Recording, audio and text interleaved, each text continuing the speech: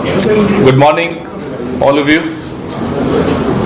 The Congress party has been raising its voice on behalf of millions and millions of people who believed in the movement of Ram Temple in Ayodhya. Millions and millions of these people who saved their hard-earned money to donate for the construction of the temple, and then after the construction was completed, as offerings to the god. We all know that families save money for years to go for pilgrims. For these pilgrimages, they save money, and then that money is also offered to the Lord across the country. But the BJP's model, the RSS's model of politics in the name of faith and a business model around temples. Now, this business model around temples is daylight dacoity. It's a daylight dacoity not just of the offerings, jewelry, money, valuables that people offer to the Lord, but also dacoity of our faith, of our trust, of the confidence that we have in the trust that was constituted by the Prime Minister's office on the directions of the Supreme Court. The trust which was entrusted the task of maintenance and upkeep of the temple, of regulating all the pilgrims, of being custodians of the offerings which people made to the Lord. And that trust was constituted, as I said, by the Prime Minister's office and by the RSS. They take credit of the construction of Ram Temple in Ayodhya. Though the temple was constructed on the orders of the Supreme Court. But who is taking the credit? Narendra Modi, RSS, Amit Shah. Now when they have been caught red-handed stealing from the offerings, Prime Minister is silent. RSS is quiet. Amit Shah is absent. Who will take responsibility of this daylight robbery? Why is the Prime Minister quiet? You can't arrest junior officers, junior employees, and allow the senior people who are supposed to be watchdogs to get away scot-free. That's what is happening in Ayodhya. There is an attempt to protect someone. Whether that someone is in Delhi or Nagpur, we don't know. But there is somebody or a group which is senior who is being protected. We have been raising our voice, we have been asking questions, we have been raising our demands on behalf of a lot of believers. Nobody has a right to defame the Hindu faith. Nobody has a right to backstab that faith the way RSS and BJP has done in Ayodhya and elsewhere also. There are reports coming from Badrinath temple. There are reports coming from another temple, Baglamukhi temple in Madhya Pradesh. That right, I am afraid nobody can give. These are self-appointed thekedars, contractors, custodians of my faith, of our faith. And look what they have done in the name of faith. I'll give you some examples which are very startling. There is a company called L&T. L&T offered that they will construct this temple free of cost. 1 rupee they'll charge. No. 2100 crores was spent on construction of this temple. When there is a company which is willing to construct it free of cost, why do you have to spend 2100 crore rupees? A stone supplier from my state, Rajasthan, if you see the facade of the temple, they've used the Dholpur stone. Dholpur stone comes from my state. So there is a stone supplier from my state who offered to supply stone free of cost, again charging 1 rupee. No. The trust decided to buy stone 500 rupees per square feet. That's the 1 square feet stone right here. So 500 rupees per square feet. When there is a person willing out of his faith to donate that stone free of cost, why do you have to spend so much money? I'll give you a third example. A land was purchased by this trust 7-8 kilometers away from the temple for 86 crores. And now on that land they were growing cattle feed. Believe me, there is no Gaushala attached to the temple. So who were you growing this cattle feed for? That land was bought by the trust at the price which is 8 times higher than the market price. What was happening in the name of faith in Ayodhya? What is still happening in the name of faith in Ayodhya raises very, very important questions. We have asked the Prime Minister to speak up. We have also asked that this trust should be dissolved and a new trust should be constituted with religious leaders, activists, people who are influential in the society, who have a good name in the society. They should constitute the new trust. And we want to know, if everything was so transparent and nothing was going wrong, why was Champat Rai removed? Why was Anil Mishra removed? Why have 8 or 9 people been arrested? Why was the CCTV footage removed? We demand a digital forensic investigation of all their accounts, of everything. A complete forensic audit is required of donations, offerings, land deals, the same land being bought again and again. There are several examples of that. So, in the name of Maryada Purushottam, Lord Ram, anybody found stealing, misusing the name, needs to be punished, howsoever high he or she may be occupying that office. Even if that office belongs to Delhi, even if somebody sitting in Nagpur is responsible for this theft, that person needs to be brought to book for the sake of millions and millions of people who contributed to the construction of this temple and who also offered their belongings, their valuables to the God. We have demanded a time-bound inquiry under the supervision of a Supreme Court judge, sitting judge. If the government has nothing to hide, why are they running away from this demand? This so-called SIT, people don't have much faith in this SIT. People want an independent inquiry. The SIT report was submitted to a member of the trust, the same trust which is under question mark. So,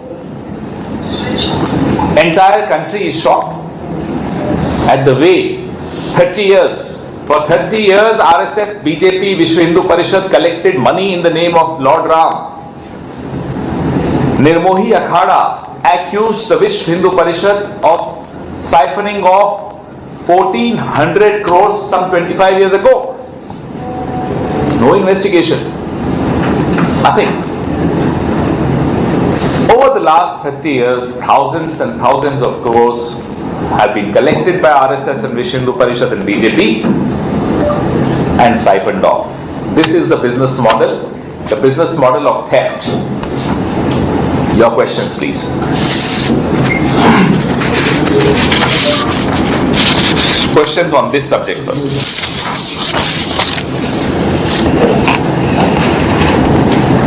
Finally, on a broad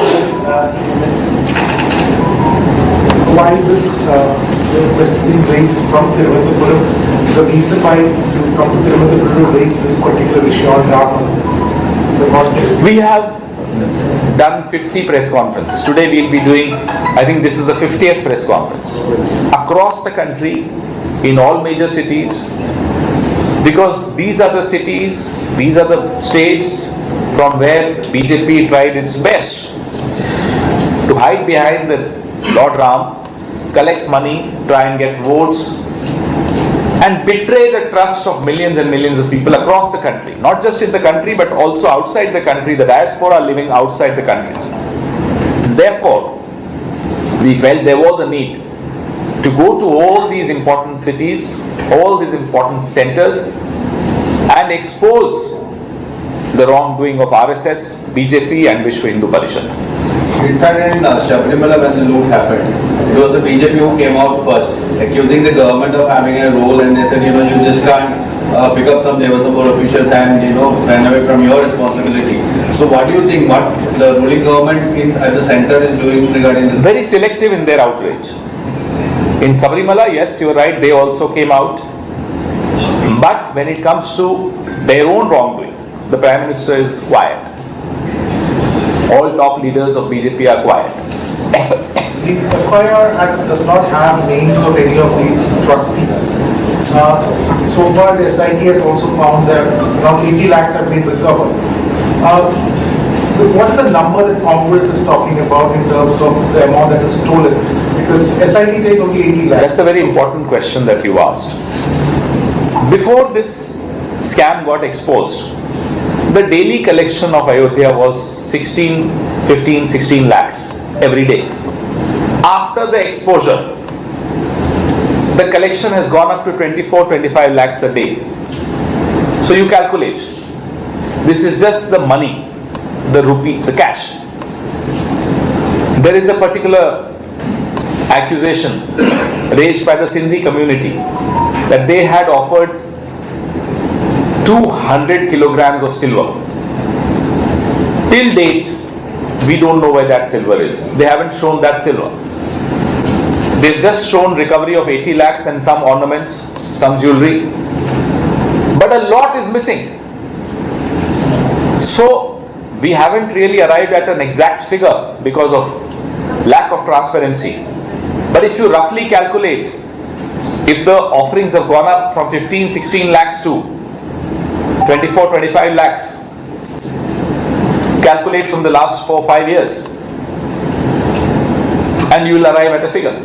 And Mr. Kenneth, apart from these press conferences, why are you shying away from having public protest on this issue? We are doing it in Uttar Pradesh. Our Pradesh Congress Committee is doing it.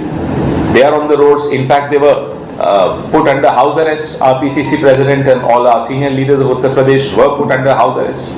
So at every level we are raising this issue. But don't you think it should be a nationwide? It will. This is the reason why we are doing press conferences. So there are various levels of protest. You're right, we will be doing it. When the Pran Pratishtha happened, the top leaders of the Congress party, Sonia Ji, Kharge, nobody attended calling it a political event. Now when the scam came out, it was on July 7th, that Chief Minister of Himachal Pradesh took out a march and did havan outside the temple and even said Rajiv Gandhi was crucial in opening the locks of the temple. So what is the stance of the Congress party? Look, not just some of us. The Shankaracharya, Swami Avimukteswaranand ji, was asked, why haven't you gone to the temple?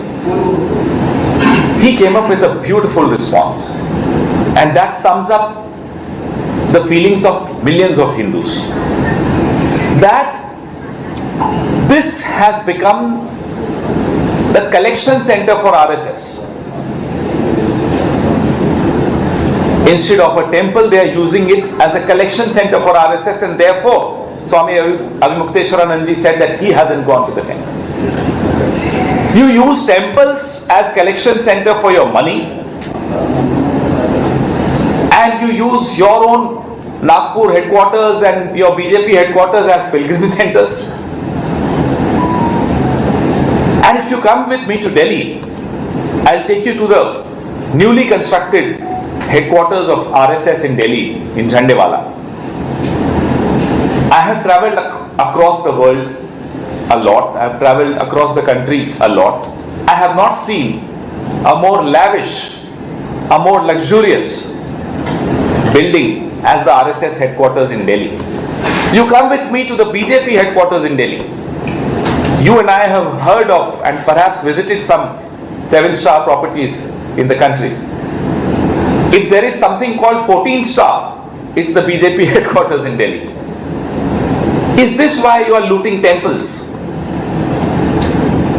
Is this why you are indulging in large-scale corruption? Where is that money coming from? You ask us, why have we not gone to the temple? We ask you, why have you misused this temple? Why have you betrayed the faith and trust and confidence of people, of millions and millions of Hindus? That's the question all of us have in our minds. Shikara, would you like to take some other questions apart from this temple? If this is over, When you say that people have lost trust in the trust, so you are considering to be part of the new trust which you are... please bring religious leaders. Please bring the Shankaracharyas. After all, they should be the custodian of our faith.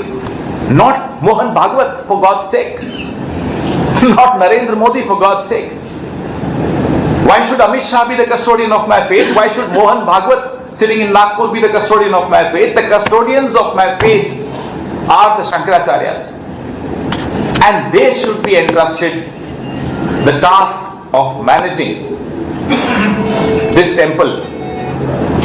The trust was formed in 2020 in pursuant to the 2019 Supreme Court judgment. So when a political party raises a question that it has to be, that the resolution has to be done, has your party even checked a possibility whether Supreme Court can take a decision on it, or is it just a political rhetoric? Supreme Court can take a decision on Whether, because it was pursuant to the ruling by the Supreme Court, this trust was formed in 2020. Yet, but I must ask you, did the Supreme Court tell the Prime Minister's office who should be the trustees? Which gentleman should be a trustee? No. That was the choice of the Prime Minister's office and RSS, not the Supreme Court. Supreme Court did not give you names of people who should be appointed as trustees. Why did you keep the Shankaracharyas out? Why did you fill that trust with RSS? What was Nripen Mishra doing there?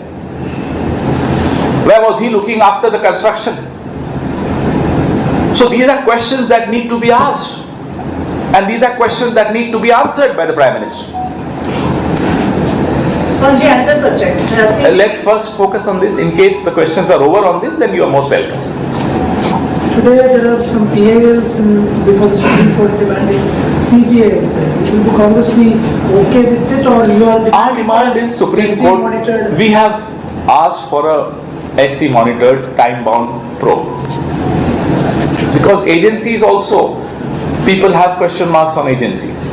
Most cases, more ED than CBI, but most cases these agencies are becoming extensions of the BJP. So Mr. Khera, in fact, Rahul Gandhi has been fighting a battle in the parliament against Mr. Adani. And you are newly sworn in Chief Minister here in Kerala, have been accused of teaming up with him because in the Vizhinjam port there is a stake, Vizhinjam, they are offloading the stake, Adani port. And in Railways corridor there is a doubt being raised by the opposition that it has been opened up for the private sector with the corridor. So there are, and also in a liquor deal where this low alcohol liquor is being given a tax cut in the state, but in the financial year. So how do you see this? Because of there is Look, I haven't really gone into these details of the state government right now. It's a new government, so I think I would not like to comment on issues that I haven't studied personally. Having said that, Mr. Gandhi has also been very clear. We are opposed to monopolization. We are opposed to monopolies. And that's a stand which we have taken all along. Kanji, CGP strike is entering another phase. Sonam Wangchuk's health is also worsening. What is the stand of Sorry? opposition? CGP strike in Delhi is entering another phase. Sonam Wangchuk's health is also deteriorating. What is the stand of Congress? I would like to draw your attention and your memory to what happened 15 years ago, 14 years ago, when Anna Hazare was sitting on a fast unto death. We were in power, we were in government. I wouldn't say power, we were in government. Dr. Manmohan Singh was the Prime Minister. On the 5th or 6th day of his fast, the government showed a lot of sensitivity and started a dialogue with them. 4th day actually, I was part of that dialogue. Pranab Mukherjee Sahab, Salman Khurshid ji, a lot of our leaders were directly engaging with the team of Anna Hazare. On the 4th day itself, that's the kind of sensitivity our government had shown. Though we were at the receiving end of all the questions, of all the accusations, of all the demands, and why not? Activists have a right to do that. And it's our duty to listen to them. So as part of our duty, we started engaging with them. Not just engaging with them, we asked them to draft the Jan Lokpal bill. And I remember very clearly on the 10th day of his fast, at night, 11 o'clock, Vilas Raoji Deshmukh, who is no more, went and met him. He was accompanied by me and some other leaders of our party. And the Lokpal bill draft was finalized outside the tent at Ramlila Maidan. Anna Hazare ji, Vilas Raoji Deshmukh and other people of his team. And on the 11th day, his fast ended. Today is the 16th day of Sonam Wangchuk's fast. Have you seen a single representative of the government approaching him? That's the level of insensitivity this government has towards activists. You saw what they did to the farmers. 750 farmers were killed. They died. You've seen what they did to the NEET activists, the youth. Anybody who asks questions to Narendra Modi is an anti-national. Dr. Manmohan Singh was Prime Minister for 10 years. He engaged with the media, he engaged with the activists, he engaged with his critics. Before him, they were Prime Ministers. Even Atal Bihari Vajpayee ji used to engage. Narasimha Rao ji used to engage. Rajiv ji was known to be very well known for this. Indira ji. Every Prime Minister realized that this is a democracy, appreciated the fact that engagements, conversations need to take place. Here is the first government which is so insensitive that a 60-year-old, 59-year-old man has entered the 16th day of his fast, no engagement. Prime Minister is, I think, back now. He's busy giving melody chalk toffees to somebody in Italy. But what is opposition stand? Engage with the people who are asking questions. That's our stand. You are in power, you have to engage. Why are you not engaging? Nobody is your enemy. You are in power, therefore questions will be asked to you, demands will be made of you, criticism also will have to face. But for God's sake, please engage. Are you supporting the CJP protest or not? The issues raised by anyone need to be supported. We support all issues raised by anyone in this country. We don't call them anti-national. Whether we are in power or we are in opposition, these are issues which we all support. In fact, if you've seen, and I'm sure you have, Kota in Rajasthan saw a huge gathering. In the series which Mr. Gandhi started there, Chhatron Ki Goonj, the echo of the youth, of students. And 17th, again, he's doing it in Dehradun. So, we have been consistently raising the voice, the issues faced by the youth of this country who prepare for exams and the papers get leaked. They reappear for the exams. There is no faith people have in the examination system of this country. So it's been a week after Wayanad landslide, and BJP is now questioning that MP Priyanka Gandhi Vadra has not visited Wayanad yet. So if we visit, they will say they are disrupting the relief work. If we don't visit, they'll say, oh, they haven't visited. Fact of the matter is, we have a sensitive, responsible government in Kerala. Therefore, there is no immediate need to disrupt the relief work. We need to go where, like Hathras we went, because we knew the government there is insensitive, and to flag the issues, a visit of this kind was required. You see, on the temple control, I'm asking about a broader issue of temple control. You see, in Kerala, in Congress rule states also, it is the state control of temple, and there is pilfering, there is stealing happening. Whether it's private trust, now it has been alleged that private trust is also stealing. So, you are saying that there should be a court monitor audit of temples. Wouldn't this standard should be applied for all the temples, whether it is state controlled or not? Because here we see in Sabrimala, it was the state controlled temple, there has been stealing. Whether it is private also, there is stealing. So shouldn't this standards apply to all the temples? Well, this is an important debate that we need to have in this country. I'm glad you've asked this question because time has come for this kind of a debate. What happened in Ayodhya is unprecedented for several reasons. Ayodhya was a temple that was constructed after 30 years of politics around that issue. Through a Supreme Court order, it got constructed. The trust was made because of the Supreme Court order. But all through these 3 decades, we've seen one particular party, one particular ideology, one organization called the RSS and the Vishwa Hindu Parishad, misusing the movement, misusing the faith of people, not just for votes but also for money. So this model needs to be exposed as soon as possible. This exposure is required so that no other party, never again in future, has the courage to misuse the faith of people, to betray the faith of people. Anyone else? Any other topic? Thank you. Thank you very much. Okay.